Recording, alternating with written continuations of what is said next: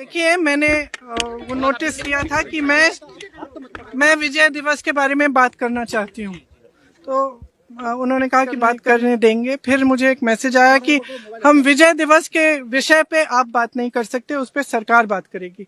तब तक सरकार को याद नहीं था शायद। फिर शायद उन्होंने निशिकांत दुबे जी को मौका दिया तो उन्होंने कुछ कहा। उसके बाद मैंने बोला 2 मिनट के लिए, और मैं सिर्फ 2 मुद्दे उठा रही थी। एक तो सबसे पहले तो मैं विजय दिवस की याद में जितने भी शहीद सैनिक थे, जितने भी लोग थे जिन्होंने लड़ाई लड़ी, उनको नमन करना चाहती थी, जनता को नमन करना चाहती थी, तो जो दृढ़ होकर सेना के साथ खड़ी रही, नेतृत्व के साथ खड़ी रही। और इंदिरा जी को भी याद करना चाहती थी, जिनकी वजह से जिनके दृढ़ निर्णय लेने की क्षमता, उनके नेतृत्व में ये लड़ाई हम लड़े और जीते। तो इसके साथ साथ मैं 2 चीज़ें कहना चाहती थी। पहला ये कि आज बांग्लादेश में अत्याचार हो रहा है अल्पसंख्यकों के साथ। जो लड़ाई हमने लड़ी थी उस समय, वो किस चीज़ की लड़ाई थी? असूलों की लड़ाई थी। लोकतंत्र का असूल, मतलब अत्याचार के खिलाफ लड़ने का असूल, ये असूल थे।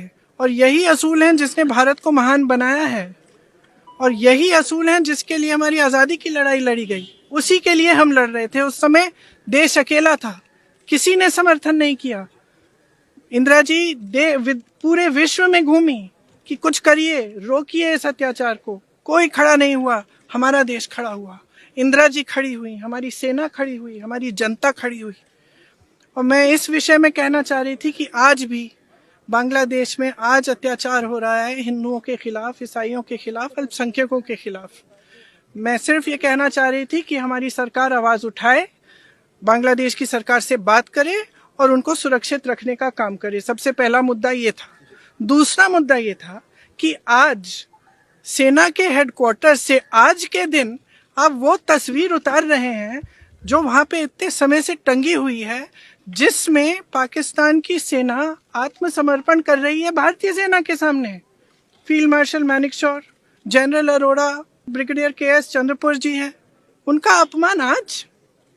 मतलब अब ये सब चीजें देखिए, बार बार हम कहते हैं ये देश का मुद्दा है, देश की के गर्व की बात है, तो इसमें आप राजनीति क्यों कर रहे हैं? और हमारी मांग है कि वो तस्वीर वापस टांगी जाए। देखिए, मैंने वो नोटिस किया था कि मैं विजय दिवस के बारे में बात करना चाहती हूँ, तो उन्होंने कहा कि बात करने देंगे। फिर मुझे एक मैसेज आया कि हम विजय दिवस के विषय पे आप बात नहीं कर सकते, उस पर सरकार बात करेगी। तब तक सरकार को याद नहीं था शायद। फिर शायद उन्होंने निशिकांत दुबे जी को मौका दिया तो उन्होंने कुछ कहा।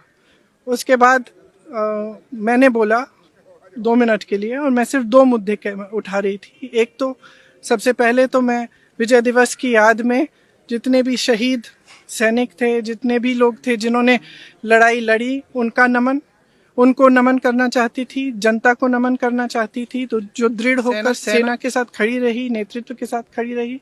और इंदिरा जी को भी याद करना चाहती थी, जिनकी वजह से जिनके दृढ़ निर्णय लेने की क्षमता, उनके नेतृत्व में ये लड़ाई हम लड़े और जीते। तो इसके साथ साथ मैं 2 चीज़ें कहना चाहती थी।